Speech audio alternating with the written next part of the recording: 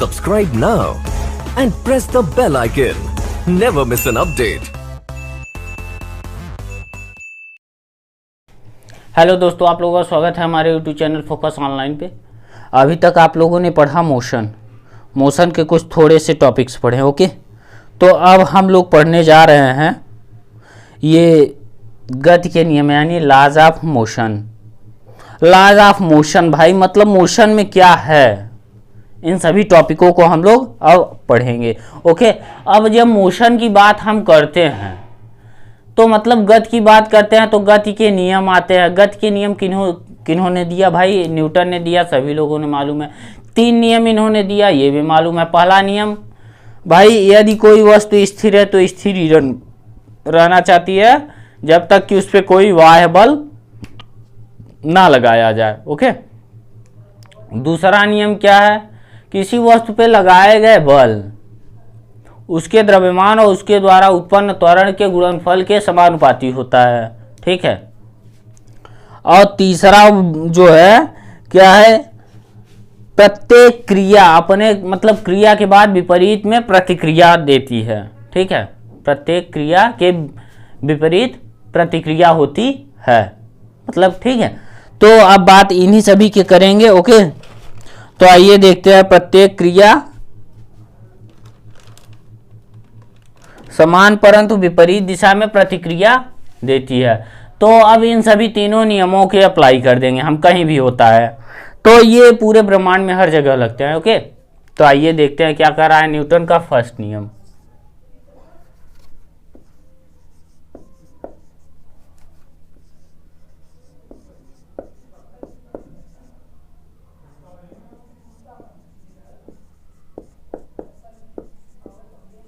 Newton के प्रथम नियम भाई, गति में इनके 3 नियम हैं, ठीक है। कोई वस्तु तब तक स्थिर रहती है जब तक कि कोई उस पे बाह्य बल ना लगाया जाए। यदि कोई वस्तु स्थिर है तो स्थिर ही रहना चाहती है जब तक कि उस पे कोई बाह्य बल ना लगाया जाए। यदि कोई वस्तु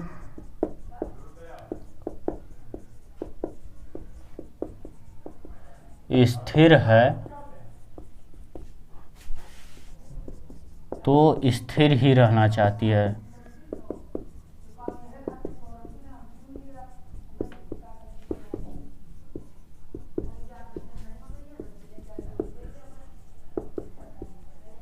तक कि उस पर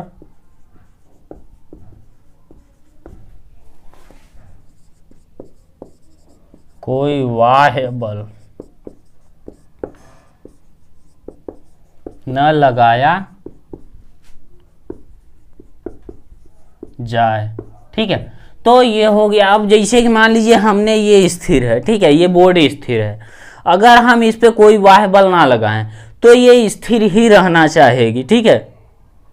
यदि आप किसी बस में ट्रेवल कर रहे हैं, ओके, आपका मतलब पूरा जो वेट है, ये पूरी बॉडी जो है एक साथ बैठी हुई है, ठीक है, यानी आप स्थिर रेस्ट में हैं। लेकिन आपके साथ बस जो है, बस गतिमान है, आप बस के साथ गतिमान हैं। बस ने जब रुका यानी बाह्य बल लगाया तो आप क्या कर रहे थे? आप तो गतिमान है ना, आप सीधा सीधा झुक गए, ठीक। तो ये क्या हुआ? फर्स्ट नियम के अकॉर्डिंग, ओके। तो ये हुआ, यदि कोई वस्तु स्थिर है तो स्थिर ही रहना चाहती है जब तक कि, अगर आप लोगों ने कोई ट्रेन वेन देखा होगा, ब्रेक लगाने पर वो पूरी आगे चली जाती है। क्यों जाती है? रीजन ये है कि वो गतिमान है, अपने आप को स्थिर नहीं मानती। तो स्थिर होने के लिए कोई बल लगाया, दूसरा बल लगाया तो जाके उसकी अवस्था परिवर्तित हुई, ठीक है। अब दूसरा नियम इन्होंने क्या दिया?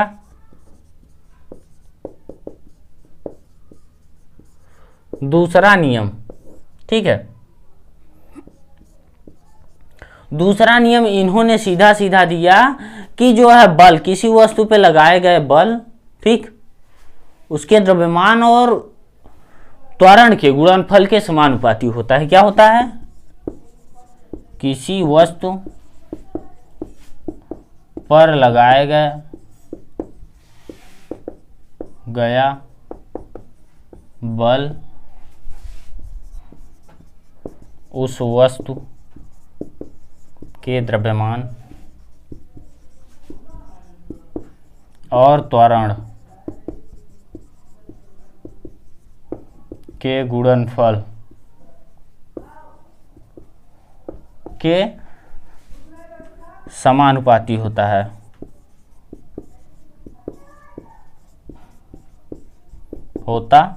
भाई, ये हमारा हो गया। तो F is proportional to m into a जो है त्वरण, तो F बराबर आपका क्या आएगा, k m इंटू ए। के क्या है, कांस्टेंट नियतांक है, तो F बराबर 1 इंटू m ए। तो आपका सीधा सीधा फंडा क्या आया, F बराबर m इंटू ए। ठीक है, अब देखिए आपने इसे पढ़ा, ठीक। फर्स्ट नियम, कोई वस्तु स्थिर है तो स्थिर रहना चाहती है जब तक कि, और अब आता है क्रिया प्रतिक्रिया का नियम, यानी थर्ड लॉ। ओके, तो आइए देखते हैं थर्ड लॉ। अब बार बार इसमें बल की बात हो रही है, तो बल है क्या, आइए उसे भी देख लेते हैं, बल को भी, तृतीय नियम को भी। ओके, फिर आगे बढ़ते हैं कुछ टॉपिक्स के साथ, और इस चैप्टर के न्यूमेरिकल्स को लगाया जाता है। ओके, तो अब तृतीय नियम की बात करते हैं। तृतीय नियम, या इसे क्रिया प्रतिक्रिया का नियम कहते हैं। क्रिया प्रतिक्रिया का नियम, ठीक है, क्रिया प्रतिक्रिया का नियम भी कहते हैं। प्रत्येक क्रिया के बाद बराबर परंतु विपरीत दिशा में प्रतिक्रिया होती है। प्रत्येक क्रिया के बाद बराबर परंतु विपरीत दिशा में प्रतिक्रिया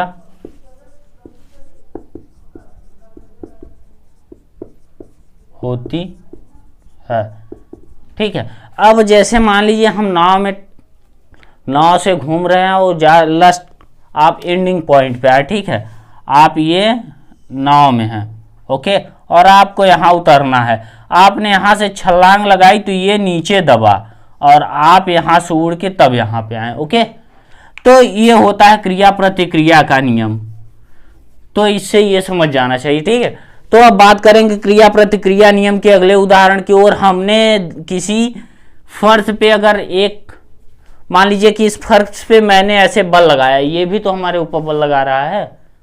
ठीक है, हमने पैर से ये अर्थ पे जो है फोर्स लगाया, तो क्या कर रहा है, अर्थ भी तो आपके ऊपर फोर्स लगा रहा है। तो यानी प्रत्येक क्रिया के बराबर परंतु विपरीत दिशा में क्या लग रहा है, प्रतिक्रिया बल लग रहा है। ठीक है, तो प्रत्येक क्रिया और विपरीत प्रक्रिया। अच्छा, नोट पॉइंट क्या है आप लोगों का, नोट पॉइंट फर्स्ट नंबर क्या होता है, जो फर्स्ट नंबर, यदि कोई वस्तु स्थिर है तो स्थिर ही रहना चाहती है, जबकि कोई वस्तु गतिमान है तो गतिमान रहना चाहती है, तो क्या होगा, इसे जड़त्व का नियम भी कहते हैं।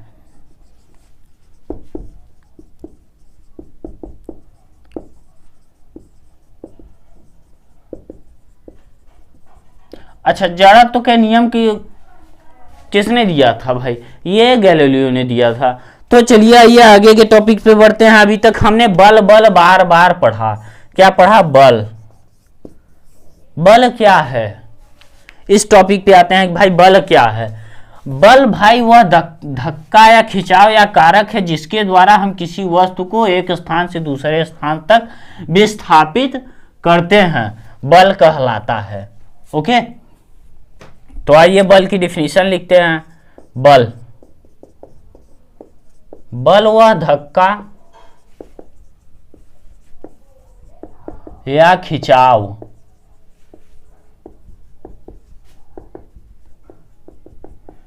जिसके द्वारा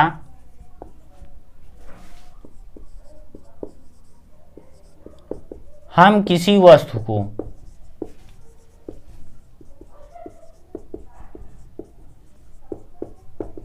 एक स्थान से दूसरे स्थान तक विस्थापित करते हैं।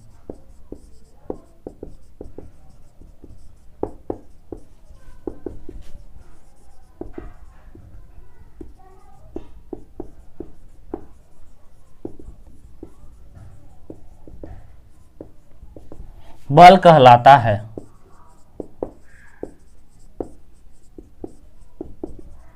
अब बात करते हैं बल के मात्रक की। ठीक है, बल का मात्रक क्या होता है भाई? बल का मात्रक SI मात्रक, न्यूटन। ठीक है, MKS मात्रक क्या होता है? MKS यूनिट, किलोग्राम मीटर प्रति सेकेंड स्क्वायर। ठीक है,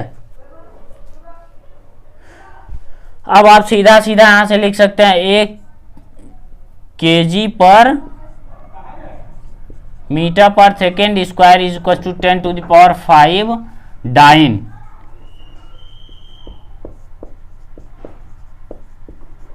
ठीक है, डाइन क्या है? CGS मात्रक।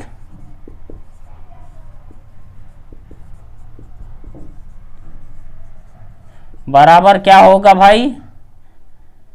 ग्राम सेमी पर सेकेंड स्क्वायर। ओके, तो ये हो गया। अब इसके जो है बीमीय सूत्र की बात कर लेते हैं, तो m kg LT पे पावर -2। ठीक, बीमीय सूत्र की बात हो गई। अच्छा, ये दो प्रकार के होते हैं। दो प्रकार में क्या होते हैं? संतुलित बल, असंतुलित बल। संतुलित बल जिनके पूरे का योग 0 आ जाए, असंतुलित बल जिनके पूरे का योग मतलब कि समेशन ऑफ F। अगर संतुलित बल है, 1 मिनट, संतुलित बल, फर्स्ट संतुलित बल यानी summation of F is equal to 0, यानी F1 plus F2 plus F3 plus dash dash dash plus of Fn is equal to 0 होना चाहिए। मतलब एक पिंड हमारा है, इस पे इधर से भी फोर्स लग रहा है, इधर से भी लग रहा है, इधर से भी लग रहा है, इधर से लग रहा है, इधर से लग रहा है, और फोर्स इधर जा रहा है, इधर फोर्स जा भी रहा है, तो पूरे का जो योग है 0 होना चाहिए। ठीक है, तो अब आइए देखते हैं। अगर मान लीजिए कि हमारे पास 2 बॉडी 3 बॉडी है। ठीक है, अगर एक बॉडी है जिसपे ये फोर्स F1 काम कर रहा है, F2 काम कर रहा है। ठीक है, और इस बॉडी से एक फोर्स F3 इधर काम कर रहा है, एक फोर्स F4 इधर काम कर रहा है, F5 इधर लग रहा है। ठीक है, अब हम देखेंगे कि F1 F2 बॉडी पे लग रहा है, यानी F1 plus F2 plus of F5 is equal to F4 plus of F3। क्यों हुआ भाई? F1 plus of F2 plus of F3 minus of F4 minus of F3 is equal to 0। Force एक सदिश राशि है। ठीक है, तो इससे हमारा इतना कॉन्सेप्ट क्लियर हुआ। और क्या होता है? असंतुलित। असंतुलित का मतलब क्या होता है कि जिनके पूरे का योग मतलब summation of F is equal to not is equal to 0। ठीक है, तो समेशन ऑफ F दूसरा क्या होगा? दूसरा क्या होगा? असंतुलित।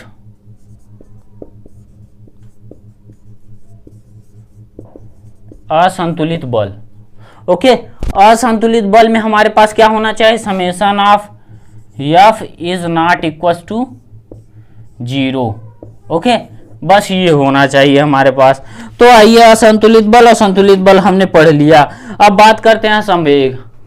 भाई न्यूटन का दूसरा नियम ये भी है, संवेग परिवर्तन की दर बल के बराबर होता है। आइए हम प्रूफ करते हैं कैसे होता है और बताते हैं भाई आप लोगों को इंपॉर्टेंट क्वेश्चन। संवेग, संवेग क्या है? किसी वस्तु का संवेग उस वस्तु के द्रव्यमान और वेग के गुणनफल के बराबर होता है। ठीक है, संवेग क्या है भाई आप लोगों का?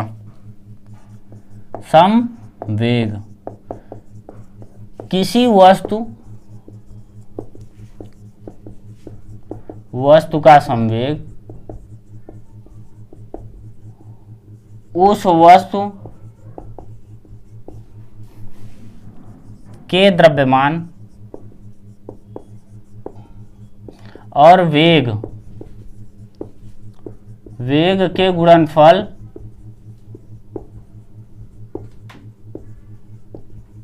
के बराबर होता है।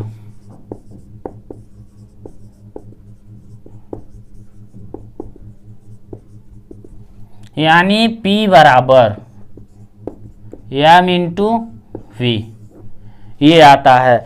अच्छा, अब अगर संवेग परिवर्तन की दर निकालना हो तो क्या होगा? चलिए आइए संवेग परिवर्तन की दर निकालते हैं। ठीक है, P बराबर m इंटू वी आप लोगों को आ गया। इसका मात्रक क्या होगा भाई? मात्रक आप लोगों का किलोग्राम मीटर प्रति सेकेंड। ठीक है, आप इसे कह सकते हैं न्यूटन इंटू सेकेंड। न्यूटन का मात्रक पर सेकेंड स्क्वायर होता है। विमीय सूत्र आपका क्या होगा? m मास एल टी पे पावर -1। ओके, अब संवेग परिवर्तन की दर पे आते हैं। संवेग परिवर्तन की दर जो है बल के बराबर होती है। तो आइए संवेग परिवर्तन की दर बात करते हैं। क्या करा भाई? संवेग परिवर्तन की दर, संवेग परिवर्तन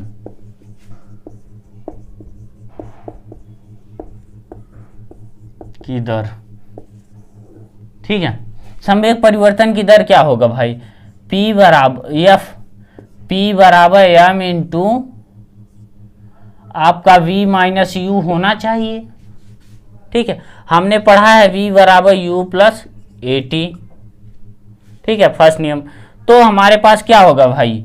अब अगर हम बात करें t की, संवेग परिवर्तन यानी समय अंतराल t की, तो t बराबर क्या होगा? v माइनस यू बाई ए, आपका ये आएगा। ठीक है, तो अब हमारे पास v minus u by T हो गया। ठीक है, तो हम यहां से क्या निकाल सकते हैं? बराबर ऑफ t। ओके, अगर हम इसी को ट्रांसफर कर दें तो a is equal to v minus u by t, हमारे पास ये आ गया। और हमने पढ़ा है f बराबर m इंटू ए, तो f बराबर m इंटू ए की जगह v minus you upon T. क्या आया? तो अब हमारे पास ये क्या है? p की वैल्यू है p बाई टी। ठीक है, यह बराबर p बाई टी। अब इससे आप लोगों का क्या फॉर्मूला बनता है? संवेग परिवर्तन की दर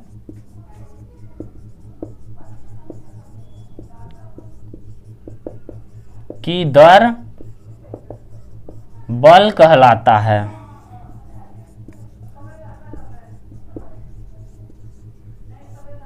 ठीक है, अब बात करेंगे भाई आवेग की। ठीक, आइए आवेग की बात करते हैं।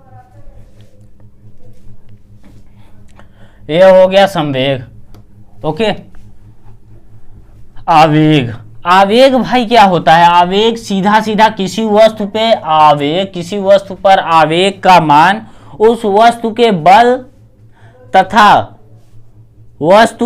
तथा गति में जो समय होता है, समय के गुणनफल के बराबर होता है। ठीक है, किसी वस्तु का आवेग, किसी वस्तु का आवेग बल तथा समय के गुणनफल, समय के गुणनफल के बराबर होता है, पर होता है। हमारा ये आ जाएगा। ठीक है, बल तथा समय के गुणनफल के बराबर होता है, यानी आवेग बराबर एफ इंटू टी। ओके, अभी हमने निकाला क्या? एफ बराबर P by T into multiply of T.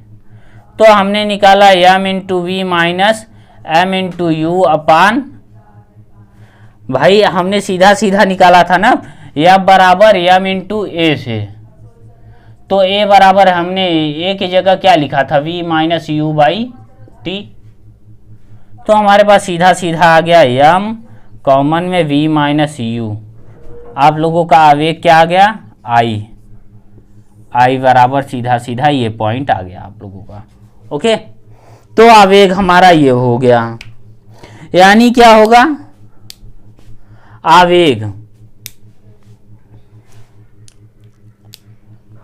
तो इतना फंडा हो गया क्लियर, ठीक है।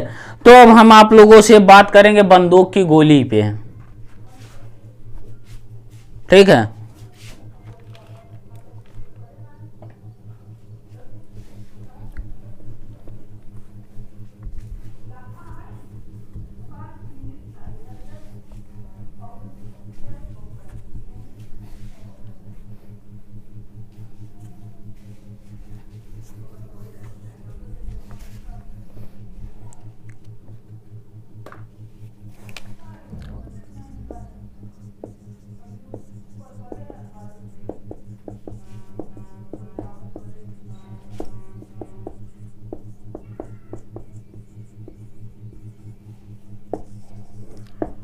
बंदूक और गोली की गति, ठीक है। बंदूक की गति जो है मानते हैं हम v है, क्या है v1, एंड गोली की गति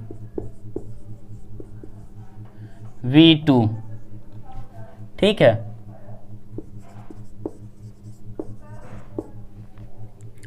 और इसका मास क्या है m1 और इसका m2। तो भाई हमने सीधा सीधा पढ़ा है जितना फोर्स क्रिया प्रतिक्रिया नियम के अकॉर्डिंग न्यूटन के तृतीय नियम से थर्ड नियम के द्वारा क्या है, क्रिया प्रतिक्रिया का नियम, क्रिया के बराबर परंतु विपरीत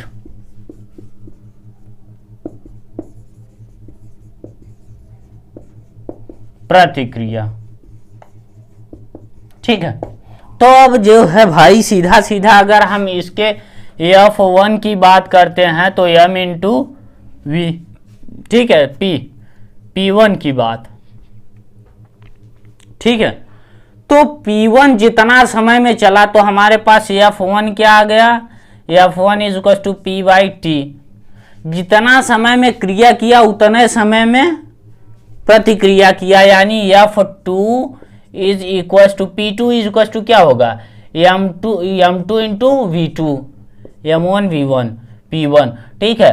तो F2 इज इक्वल टू क्या होगा, M2 V2 अपान टी, चूंकि समय समान है तो हम सीधा सीधा क्रिया प्रतिक्रिया नियम से F1 is equal to F2 यानी M1 V1 is equal to M2 V2 by t. तो आपका सीधा सीधा क्या है भाई, M1 B1 is equal to M2 V2, यानी गोली का अगर द्रव्यमान M2 है, V2 है उसका वेग, और इसका बंदूक की जो है वेग क्या है V1 और द्रव्यमान M1। तो इस फार्मूले से हम M1 V1 M2 V2 की वैल्यू निकाल लेंगे भाई। अब बात करते हैं भार तथा द्रव्यमान में। भार तथा द्रव्यमान, कई लोग कहते हैं कि हम अपना वेट कराएं, अपना भार कराएं हैं, तो भाई उन्होंने न्यूटन में अपना नाप कराया, ठीक है। भार क्या है, भार एक प्रकार का जो है बल है जो कि पृथ्वी की केंद्र की ओर आकर्षित करता है किसी वस्तु को। गुरुत्व के कारण लगने वाले बल को भार कहते हैं, और द्रव्यमान जो है कांस्टेंट एक नियतांक है, ठीक है। भार क्या है, गुरुत्व के कारण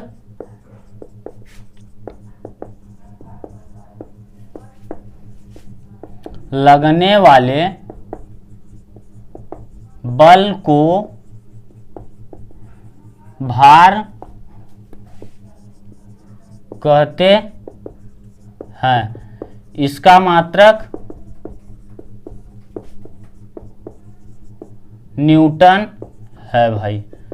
तो W is equal to M into g, ठीक है, यानी गुरुत्व के कारण। और द्रव्यमान की बात करते हैं, द्रव्यमान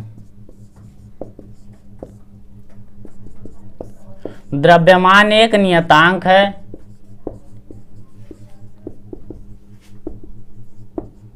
जिसका मान नियत रहता है पूरे ब्रह्मांड में।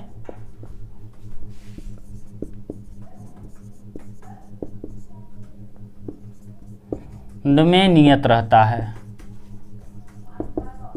अगर भाई आप यहाँ 50 किलो के हैं तो आसमान में आप 1/3 हो जाएंगे, यानी कितने के 50 की जगह आप कितना बचेगा आप लोगों का जी, अगर घटेगा 5 न्यूटन वेट आपका। लेकिन ये जो है यहाँ पे अगर अर्थ की बात किया जाए तो आपका द्रव्यमान अगर 50 किलो है तो चाहे जहाँ पूरे ब्रह्मांड चंद्रमा पे भी चले जाएंगे तो आपका द्रव्यमान कितना होगा 50 किलो ही रहेगा, वेट आपका चेंज हो जाएगा। ठीक है, तो वेट क्यों चेंज होता है, m इंटू जी के वजह से, और द्रव्यमान इज इक्वल टू m होता है।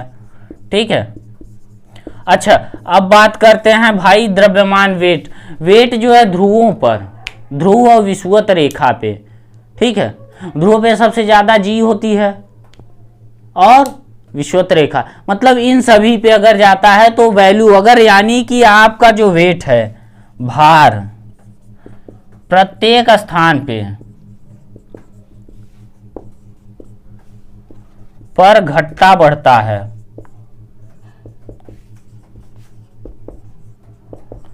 रहता है। ओके, तो चलिए इतना हो गया। अब आप लोगों से हम अगले वीडियो में मिलेंगे कुछ और थोड़े से टॉपिक्स के साथ, उसके बाद पूरे न्यूमेरिकल्स को लगाया जाएगा, फिर अगले चैप्टर की तरफ बढ़ेंगे। ओके, तब तक के लिए बाय। अच्छा लगे लाइक कीजिए, शेयर कीजिए, सब्सक्राइब